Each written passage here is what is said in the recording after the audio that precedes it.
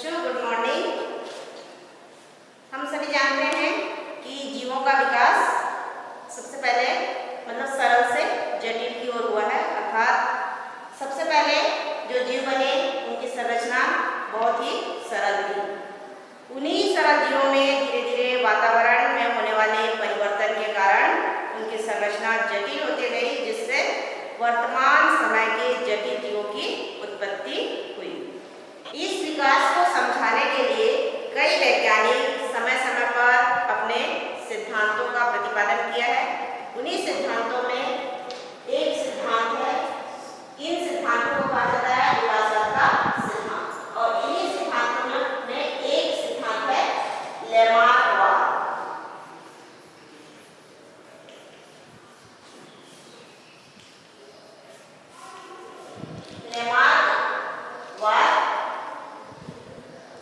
लेमार्कवाद को प्रतिपादित करने वाले वैज्ञानिक हैं जीन बैप्टिस्ट डी लेमार्क। इन्होंने ये एक फ्रांसीसी दार्शनिक थे और लेमार्क ने सर्वप्रथम विकास को समझाने का प्रयास किया था, और उन्होंने अपने मत को एक पुस्तक जिसका नाम है फिलॉसफिक जियोलॉजी,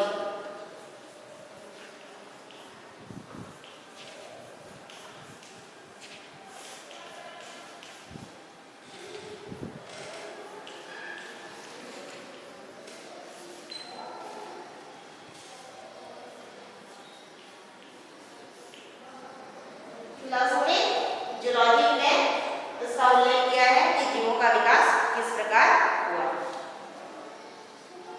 लेमार्क के द्वारा प्रतिपादित वाद को उपाधिक लक्षणों की वर्षागतिकी के नाम से भी जाना जाता है।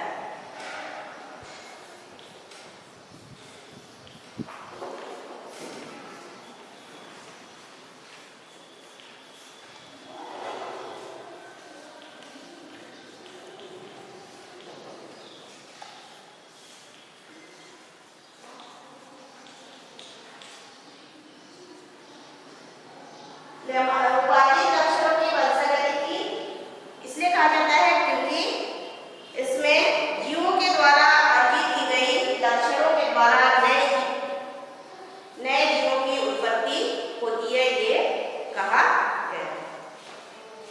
और मैं आपको लेमार्कवाद के विषय में विस्तार से बताने का प्रयास करूंगी। तो लेमार्कवाद के अनुसार जीवों पर वातावरण, जीवों के रहन सहन पर वातावरण का प्रभाव पड़ता है, और इस वातावरण के परिवर्तन के फलस्वरूप जीवों की आदतों में भी परिवर्तन होता है। आदत के परिवर्तन होने से जीवों के कुछ अंगों का उपयोग जो है अधिक होता है और कुछ अंगों का उपयोग कम होता है। जिन अंगों का उपयोग जीव अधिक से अधिक करते हैं वे तो मजबूत होते चले जाते हैं, लेकिन जिन अंगों का उपयोग जीव कम करते हैं वे अंग धीरे धीरे गायब हो जाते हैं या फिर अवशेषी अंग के रूप में समाप्त हो जाते हैं। तो जिन अंगों का उपयोग जीव अधिक से अधिक करते हैं वे अंग क्या होते हैं, क्रमशः मजबूत होते चले जाते हैं, और जिसके फलस्वरूप जीवों में कुछ नए लक्षण, नए आदत और नए अंगों का विकास होता है। ये अंग पीढ़ी दर पीढ़ी वंशागत होते जाते हैं और कई वर्षों के पश्चात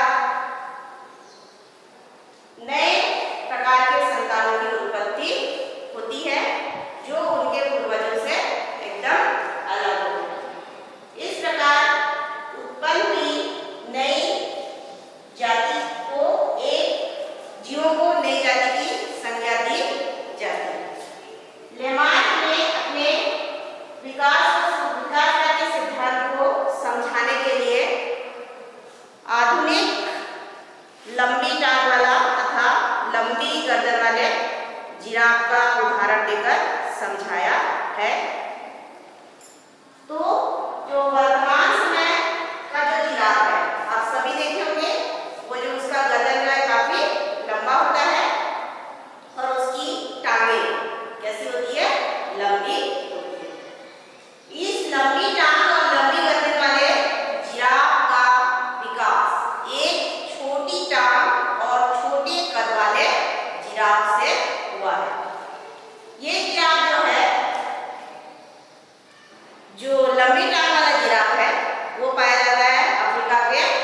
रेगिस्तान में।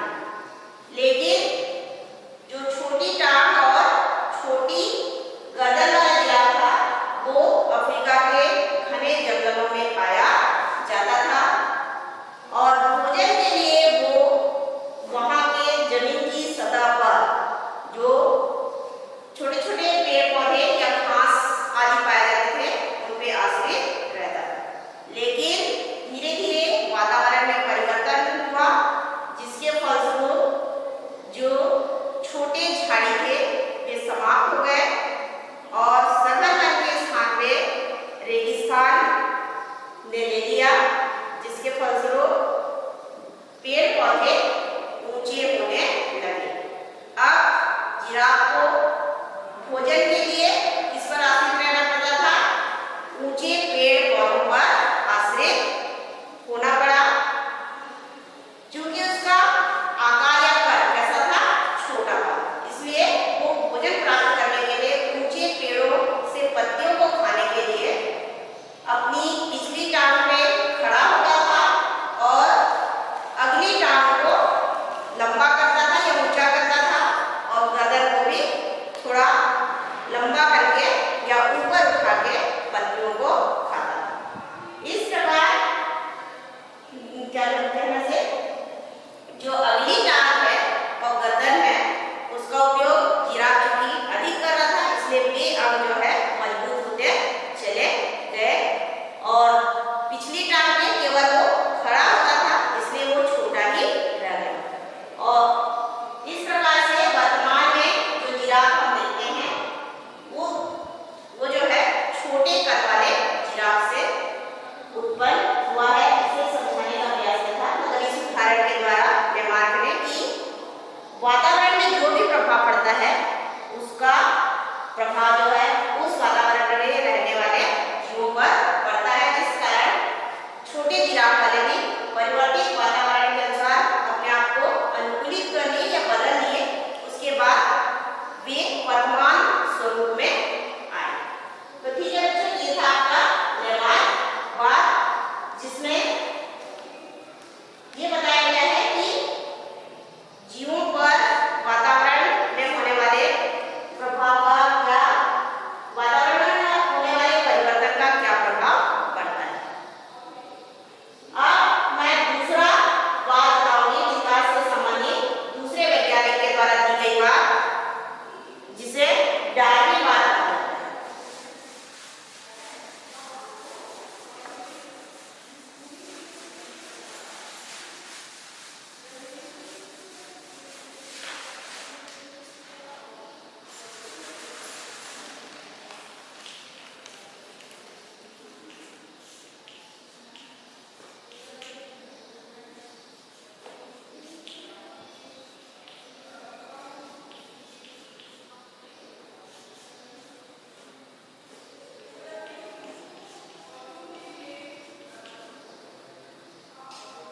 तो दूसरा विकास को समझाने वाला जो बात दिया गया है वैज्ञानिक चार्ल्स डार्विन के द्वारा, उनके द्वारा दी गई विकास के सिद्धांत या मत को डार्विनवाद या प्राकृतिक परिणाम के नाम से जाना जाता है। चार्ल्स डार्विन जो है एक अंग्रेज वैज्ञानिक थे जिन्होंने 1831 में कैम्ब्रिज विश्वविद्यालय से स्नातक की उपाधि प्राप्त की। उसके पश्चात कैम्ब्रिज विश्वविद्यालय के ही वनस्पति विज्ञान के प्राध्यापक डॉक्टर हैंसलो के साथ ब्रिटिश सरकार के द्वारा 5 वर्षों के लिए विश्व सर्वेक्षण दल में शामिल किया गया इनको, और इन्होंने एक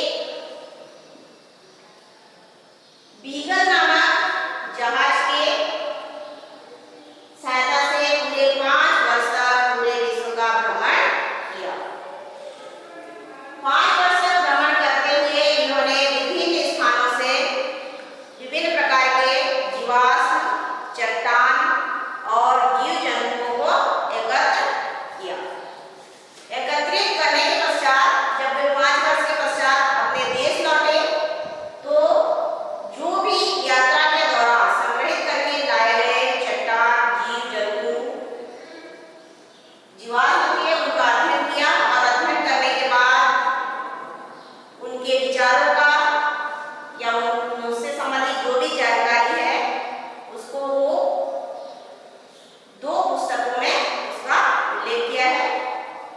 एक पुस्तक का नाम है एक प्राकृतिक वैज्ञानिक द्वारा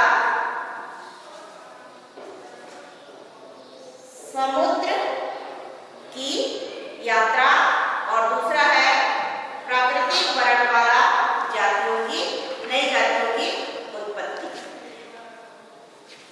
इन 2 पुस्तकों के माध्यम से डार्विन ने अपने अनुभवों को विश्व के सामने प्रकाशित किया या विश्व के सामने लाने का प्रयास किया।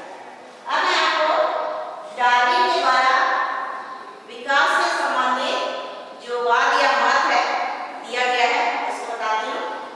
डार्विन के अनुसार जीव वातावरण के अनुसार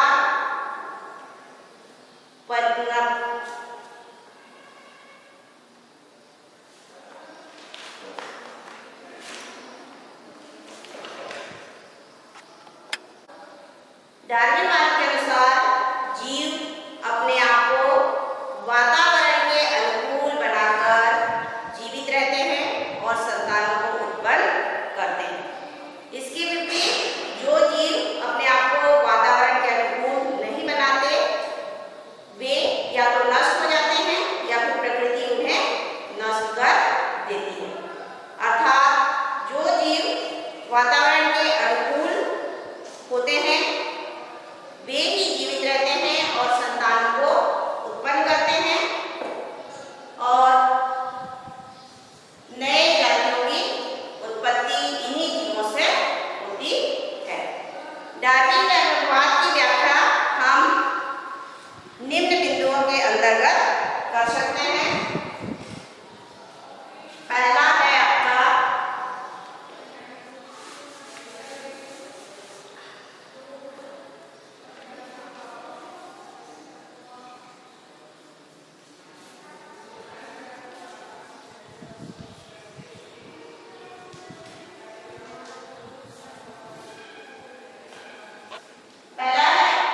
प्रजनन की दर तेज।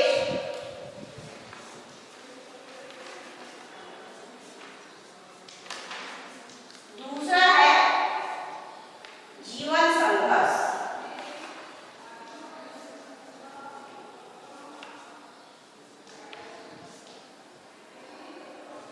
जीवन संघर्ष 3 प्रकार का होता है।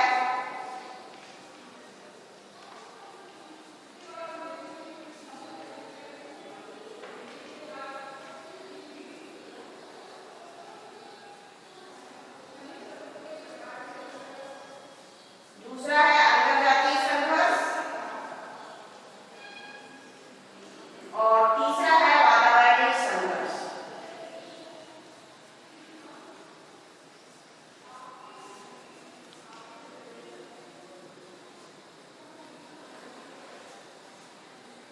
तीसरा जो पॉइंट है वो आपका विभिन्नताएं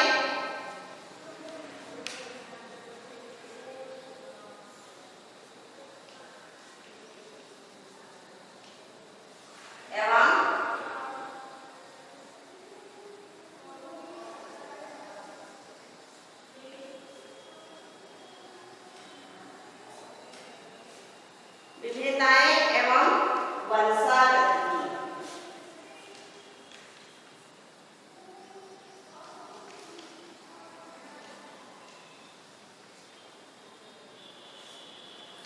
चौथा पॉइंट है समर्थ का जीवत्व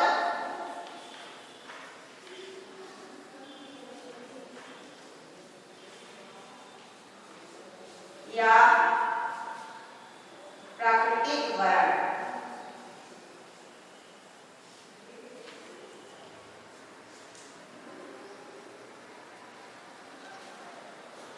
पांचवा बदलते परिवेश के प्रति अनुकूलन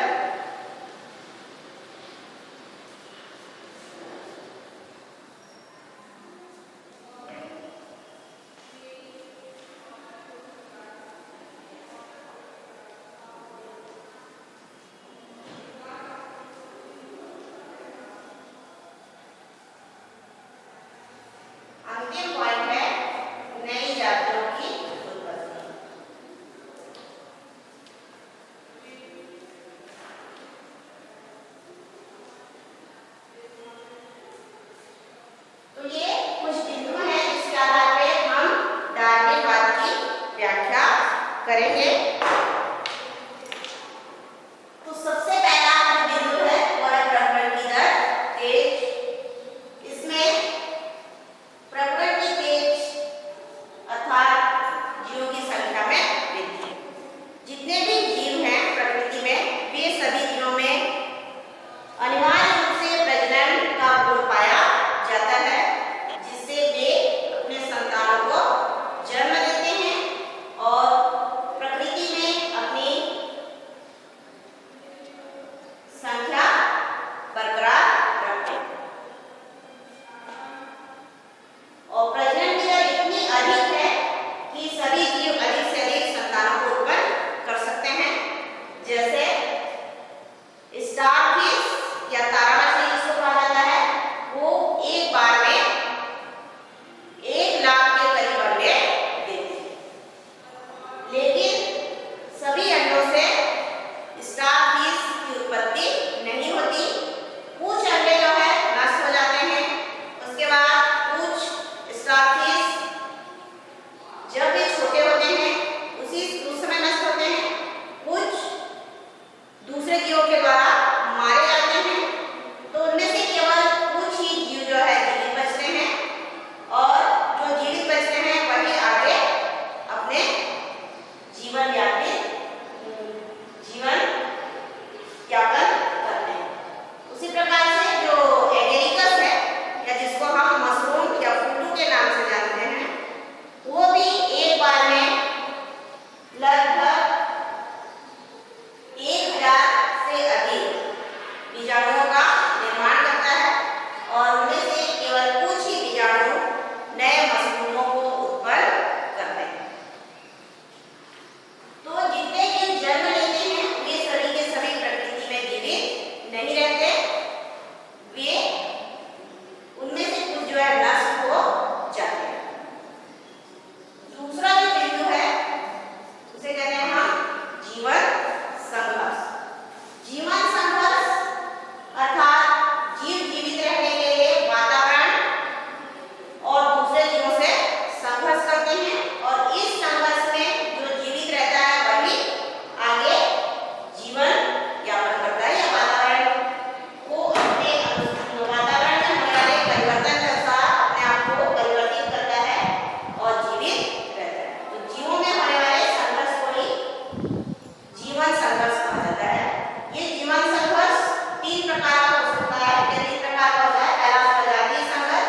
स्वजातीय संघर्ष में एक ही जाति के जीवों के बीच या एक ही समुदाय के जीवों के बीच में संघर्ष होता है, क्योंकि एक ही जाति के जीवों की जो आवश्यकताएं हैं वो एक जैसी होती हैं। उनके रहने के लिए एक जैसा स्थान चाहिए, भोजन और प्रजनन के साथी, ये सभी एक ही जैसे होते हैं। इसलिए ये स्वजातीय संघर्ष जो है जीवों में सबसे अधिक पाई जाती है। तो उनमें से जो जीवित रहता है वे ही आगे अपने संतानों को उत्पन्न करता है, बाकी नष्ट हो जाता है।